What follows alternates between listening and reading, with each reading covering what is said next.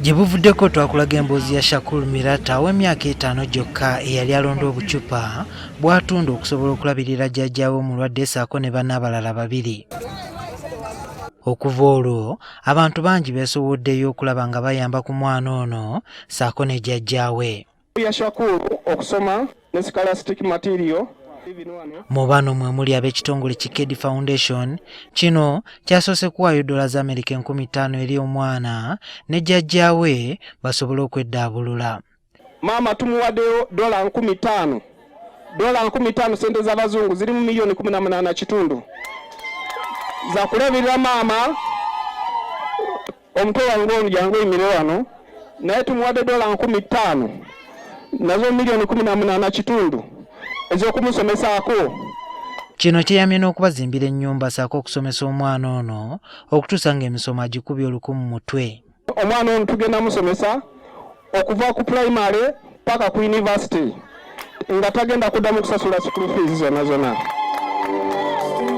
Ate era wanaamala university tagenda kunoonya mulimu, agenda okukola mu Kedi Foundation naye abeerenga kyokulabirako naye awereza abalala aliba nga bazaaliddwa nga balina mu wetaavu. Kyokka n'aba Bravo Shoes nabo babadde beeyamye dda okusomesa omwana ono nga bamufunidde n'ekifo mu ssomero erimu ebweyogerere.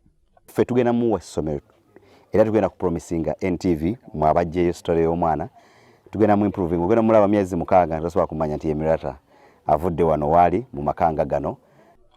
Ku bano okwogatta n'abantu abalala ssekinnoomu okuli ne Ssenkulu wa Red Cross Entebbe eyasazeewo okukuza amazaalibwa ge ne famire ya Shakur. So nensalawo nzije just njaguze naye okumuzaamu amaanyi nagambye abeewange nti no birthday yange byetwaliridde tubigule tubitwale Shakur babiri kubanga tebalina. Twali tumanye alina omwana omu oy'emyaka 5 naye tuze ku ground tusanze nga family nene bali so vulnerable. Wetwogelera nga ne maama wa Shakur yazuuse era aliko byatubuulidde nga wakati mu mboozi atuuse n'okwoza ku mmunye. Ne musanyufu ino. Ne musanyufu ino. Thank you.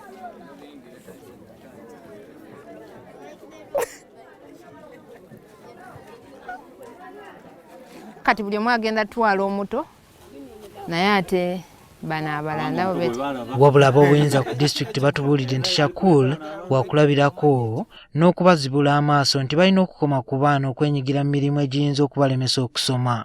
If the family is impoverished, there is no way that family can support its own what? Its own children.